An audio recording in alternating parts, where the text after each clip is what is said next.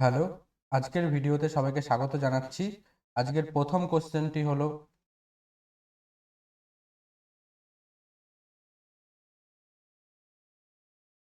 ভারতের জাতীয় সঙ্গীত কোনটি? ভারতের জাতীয় সঙ্গীত বলেছে কোনটি? তা ভারতের জাতীয় সঙ্গীত জনগণ মন, বন্দে মাতরম, জয় হিন্দ, জনগণ মন, কোনোটাই নয়। তাই এখানে জিজ্ঞেস করেছে ভারতের জাতীয় সঙ্গীত কোনটি? ভারতের জাতীয় সঙ্গীত জনগণ মন। এটি কে লিখেছেন? এটি রবীন্দ্রনাথ ঠাকুর লিখেছে। রবীন্দ্রনাথ ঠাকুর। রবীন্দ্রনাথ ঠাকুরের লেখা জনগণ মন। আর 1950 সালের 24শে জানুয়ারি গণপরিষদ কর্তৃক এটি ভারতের জাতীয় সঙ্গীত হিসাবে আনুষ্ঠানিক গৃহীত হয়। তাহলে যদি বলে ভারত সরকার বা ভারত কবে এটি জাতীয় সঙ্গীত হিসাবে নেয়?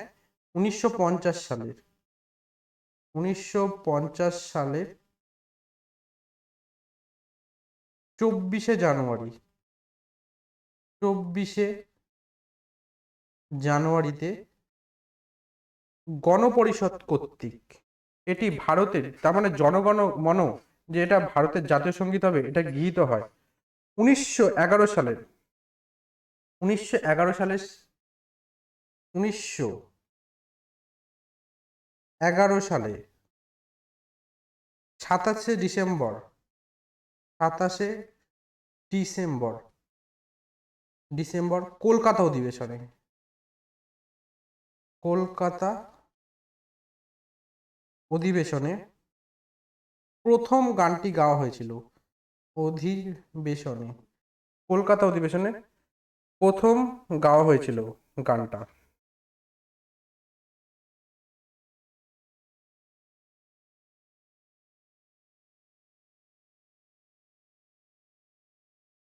সম্পূর্ণ গানটি বাজতে 52 সেকেন্ড সময় লাগে। তা এই গানটা যদি বলে হলো জনগণ মন, কবে প্রথম গাওয়া হয়েছিল? 1911 সালের 27শে ডিসেম্বর প্রথম কলকাতা অধিবেশনে গাওয়া হয়েছিল এই গানটি।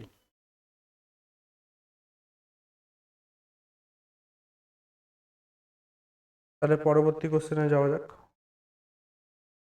বলেছে ভারতের জাতীয় পতাকা কবে গৃহীত হয়? ভারতের জাতীয় পতাকা কবে গৃহীত হয়? 1947 সালের 22শে ডিসেম্বর, 1947 সালের 22শে জুলাই, না 1950 সালের 26শে নভেম্বর, না 1947 সালের 22শে ডিসেম্বর, না কোনোটিই নয়। তা ভারতের জাতীয় পতাকা গণপরিষদ কর্তৃক গৃহীত হয় 1947 সালের 22শে জুলাই। 1947 সালের 22শে জুলাই। আর এই জাতীয় পতাকা নকশা করেছিল পিঙ্গালি ভেঙ্কাইয়া। পিঙ্গালি পিঙ্গালি জাতীয় পতাকা নকশা করেছিল পিঙ্গালি ভেঙ্কাইয়া। ভেঙ্কাইয়া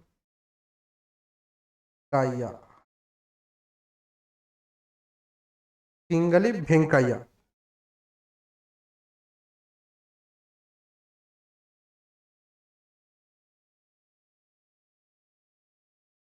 এই পতাকাটি 15ই আগস্ট 1946 থেকে 26শে জানুয়ারি 1950 পর্যন্ত ভারতের অধিরাজ্যে এবং এরপর ভারতীয় প্রজাতন্ত্রের জাতীয় পতাকা হিসাবে গৃহীত হয়েছে।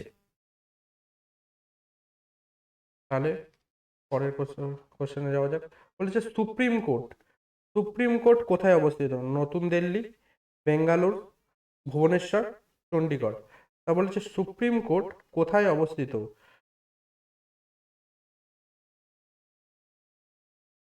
তা সুপ্রিম কোর্ট অবস্থিত নতুন দিল্লির তিলক মার্গে অবস্থিত। নতুন দিল্লির তিলক মার্গ, তিলক মার্গ গেতে অবস্থিত, তিলক মার্গেতে অবস্থিত। এটি দেশের সর্বোচ্চ বিচার বিভাগীয় প্রতিষ্ঠান। আর 1950 সালে 26শে জানুয়ারি এটি প্রতিষ্ঠিত হয়েছিল। এটি কবে প্রতিষ্ঠিত হয়েছিল? 1950 সালের 26শে জানুয়ারি তাহলে 26শে জানুয়ারি প্রতিষ্ঠিত হয়েছিল। এর প্রধান কাজ হলো সাংবিধানিক আদালত এবং আপিলের চূড়ান্ত আদালত হিসাবে কাজ করা হয়।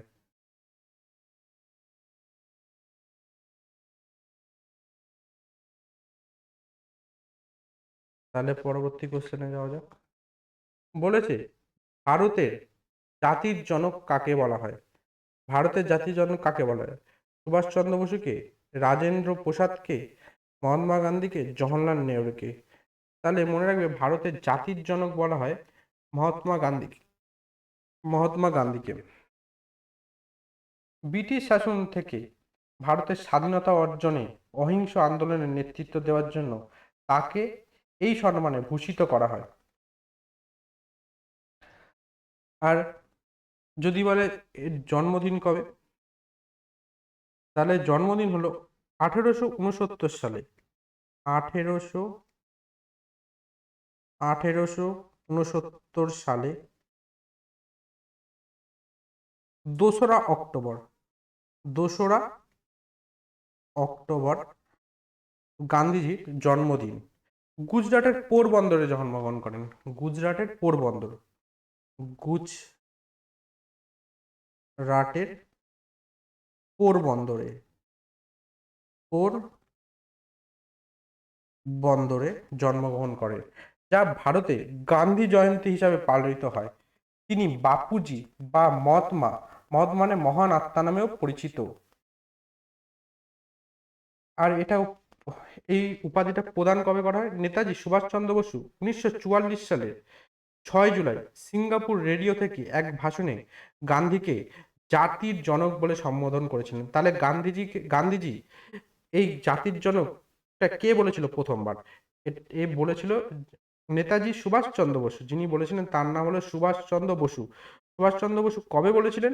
1944 সালে 6 জুলাই সিঙ্গাপুর রেডিও থেকে এক ভাষণে তিনি গান্ধীজিকে মহাত্মা কথাটি বলেছিলেন। গান্ধীজিকে এক ভাষণে এটি বলেছিলেন, জাতির জনক বলে আখ্যা দিয়েছিলেন মহাত্মা গান্ধীকে। জাতির জনক বলে, জাতির জনক বলে বলেছিলেন। তাহলে পরবর্তী কোশ্চেনে যাওয়া যাক। বলেছে ভারতের জাতীয় সঙ্গীত কে লিখেছেন? বঙ্কিমচন্দ্র ভারতের জাতীয় সঙ্গীত কে লিখেছেন? বঙ্কিমচন্দ্র চট্টোপাধ্যায়, কাজী নজরুল ইসলাম, রবীন্দ্রনাথ ঠাকুর, সুকান্ত ভট্টাচার্য। তা বিশ্বকবি রবীন্দ্রনাথ ঠাকুর ভারতের জাতীয় সঙ্গীতটি লিখেছেন। রবীন্দ্রনাথ ঠাকুর। আর এটি কবে প্রথম গাওয়া হয়েছিল? 1911 সালে 27শে ডিসেম্বর 27 ডিসেম্বর কলকাতা অধিবেশনে প্রথম এই গানটি গাওয়া হয়েছিল। আর বঙ্কিমচন্দ্র চট্টোপাধ্যায় রচিত বন্দে মাতরম হলো ভারতের জাতীয় স্বস্ত বা ন্যাশনাল সং। আর রবীন্দ্রনাথ ঠাকুর রচিত জনগণ মন হলো জাতীয় সঙ্গীত, ন্যাশনাল অ্যান্থেম। ন্যাশনাল সং বললে national song, national song, national song, national song কি হবে? বন্দে মাতরম।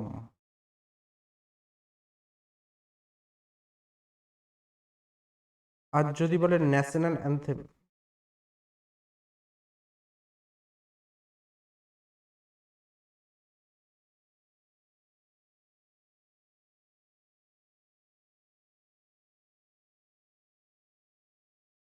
তাহলে জনগণ মন।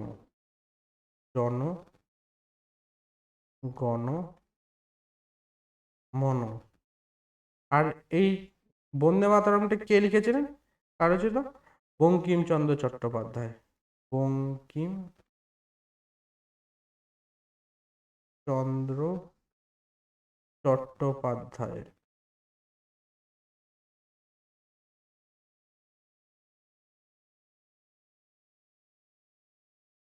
বঙ্কিমচন্দ্র চট্টোপাধ্যায়।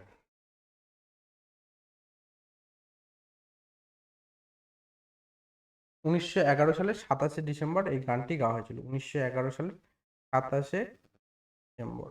1911 সালে 27 ডিসেম্বরে কলকাতা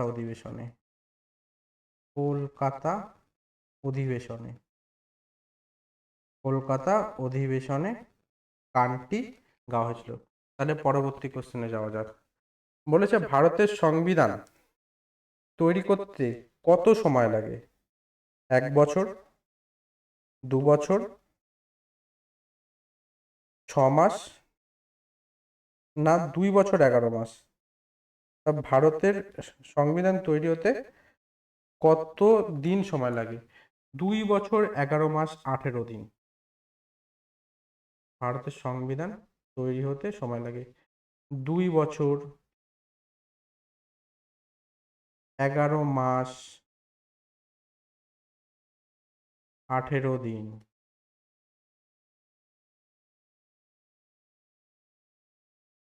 এটি শুরু হয় 1946 সালের 9 ডিসেম্বর। এটি শুরু হয় গণপরিষদের প্রথম বৈঠক থেকে শুরু করে 1949 সালের 26 নভেম্বর সংবিধান চূড়ান্তভাবে গ্রহণ করা হয় ও দীর্ঘ প্রক্রিয়া চলে। তাহলে গণপরিষদের যদি প্রথম সভা বলে, গণপরিষদের প্রথম সভা কবে বসেছিল? তাহলে 9 ডিসেম্বর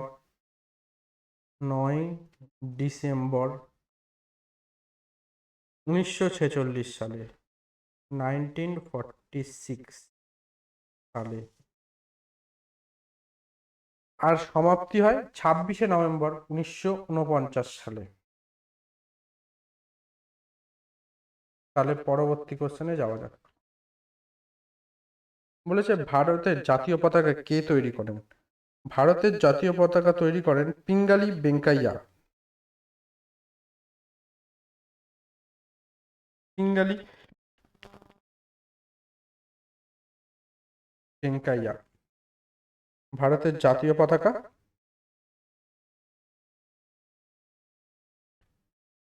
তৈরি করেন।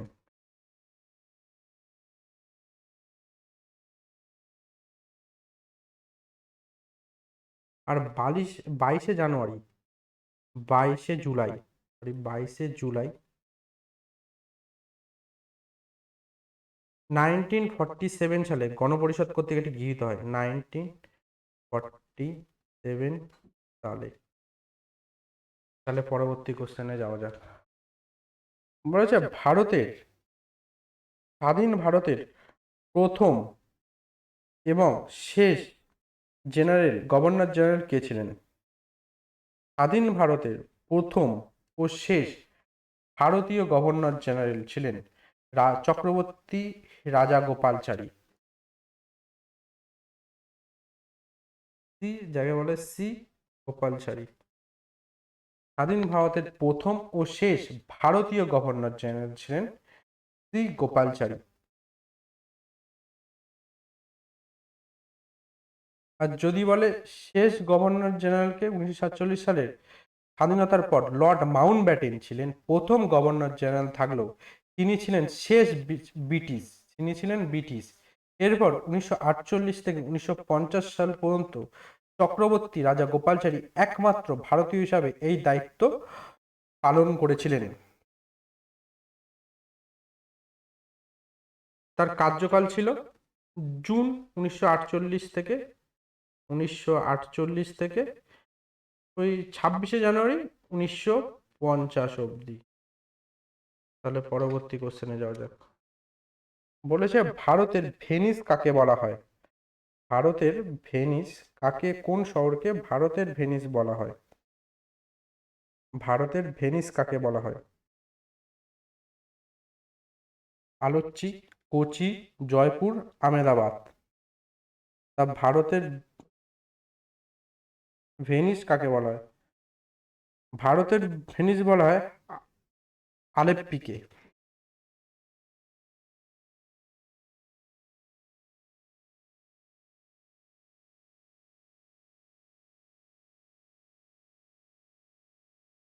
তাহলে পরবর্তী কোশ্চেনে যাওয়া যাক। বলেছে ভারতীয় সিনেমার জনক কাকে বলা হয়? ভারতীয় সিনেমার জনক কাকে বলা হয়?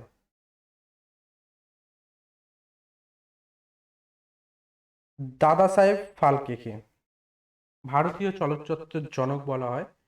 দাদা সাহেব ফালকে।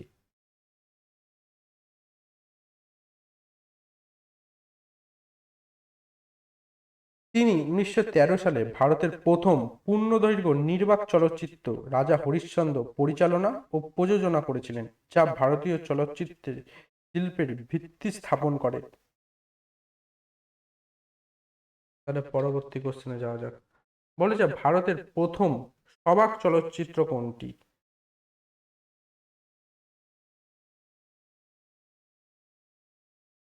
ভারতের প্রথম সবাক চলচ্চিত্র হলো আলম আরা। সবাক চলচ্চিত্র আলম আরা। এই ছবিটি মুক্তি পায় 1931 সালের 14ই মার্চ। 1931 সালের 14ই মার্চ ছবিটি মুক্তি পায়। তাহলে পরবর্তী কোশ্চেনে যাওয়া যাক। বলেছে ভারতের প্রথম মহিলা প্রধানমন্ত্রী কে? ভারতের প্রথম মহিলা প্রধানমন্ত্রী হলেন ইন্দিরা গান্ধী।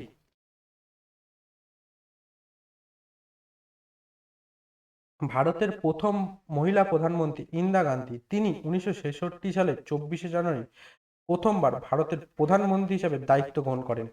1966 সালের 24শে জানুয়ারি প্রথমবার। তিনি ভারতের প্রথম প্রধানমন্ত্রী জওহরলাল নেহরুর কন্যা ছিলেন এবং 1966 থেকে 1977 সাল পর্যন্ত এবং আবার 1980 থেকে 1984 সাল পর্যন্ত এই পদে আসীন ছিলেন।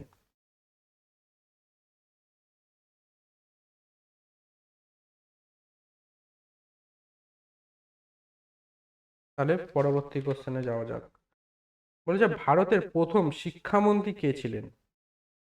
ভারতের প্রথম শিক্ষামন্ত্রী কে ছিলেন? মৌলানা আব্দুল কালাম আজাদ ছিলেন। মৌলানা আব্দুল কালাম আজাদ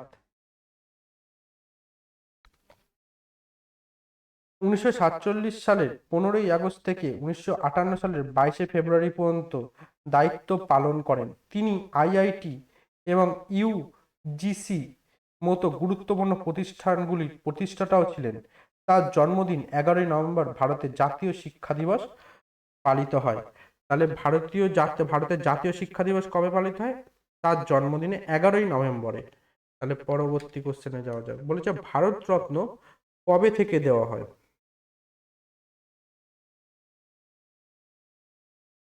ভারতরত্ন দেওয়া হয় 1954 সালের 2রা জানুয়ারি থেকে। 1954 সালের 2রা জানুয়ারি থেকে দেওয়া শুরু করে। ভারতের তৎকালীন রাষ্ট্রপতি ডক্টর রাজেন্দ্র প্রসাদ এই সর্বোচ্চ অসামরিক সম্মাননা চালু করেছিলেন। প্রথমবার এই পুরস্কার পেয়েছিলেন সর্বপল্লী রাধাকৃষ্ণন, চক্রবর্তী রাজা গোপালচারী এবং বিজ্ঞানী সিভি রমন। তাহলে পরবর্তী কোশ্চেনে যাওয়া যাক। বলেছে রাজা হরিশ্চন্দ্র কে নির্মাণ করেন? রাজা হরিশ্চন্দ্র কে নির্মাণ করেন? তা রাজা হরিশ্চন্দ্র কি নির্মাণ করেন? দাদা সাহেব ফালকে।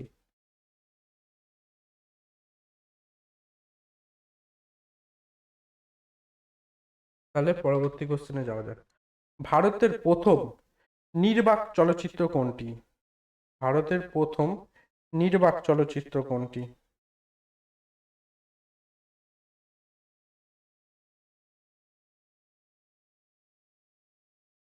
ভারতের প্রথম নির্বাক চলচ্চিত্রটি হলো রাজা হরিশ্চন্দ্র।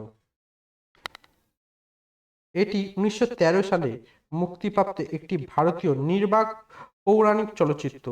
এটির পরিচালক বা প্রযোজক ছিলেন দাদাসাহেব ফালকে, যিনি ভারতীয় চলচ্চিত্রের জনক হিসাবে পরিচিত। মুক্তি 3রা মে 1913 সালে। তাহলে পরবর্তী কোশ্চেনে যাওয়া যাক। বলেছে ভারতের প্রথম ভারতরত্ন পেয়েছিলেন। প্রথম ভারতরত্ন কে পেয়েছিলেন? বলেছে প্রথম ভারতরত্ন কে পেয়েছিলেন? প্রথম ভারতরত্ন কে পেয়েছিলেন? চক্রবর্তী। 1954 সালে প্রথমবার ভারতরত্ন পুরস্কার প্রদান করা হয়। এই বছর 3জন বিশিষ্ট ব্যক্তিকে এই সম্মান দেওয়া হয়। স্বাধীন ভারতের প্রথম গভর্নর জেনারেল চক্রবর্তী রাজা গোপালচারী, প্রথম উপরাষ্ট্রপতি সর্বপল্লী রাধাকৃষ্ণন এবং বিজ্ঞানী সিভি রামান।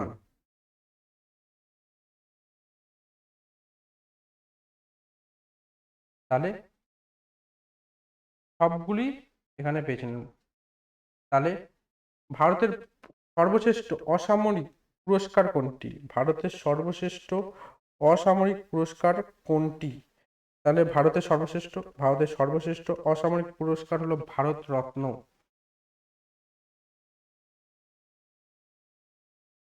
তাহলে পরবর্তী কোশ্চেনে যাওয়া যাক। বলেছে ভারতের আইনসভার নাম কি? ভারতের আইনসভার নাম কি? তা ভারতের আইনসভার নাম পার্লামেন্ট, যাকে সংসদ হিসাবে আমরা জানি, পার্লামেন্ট।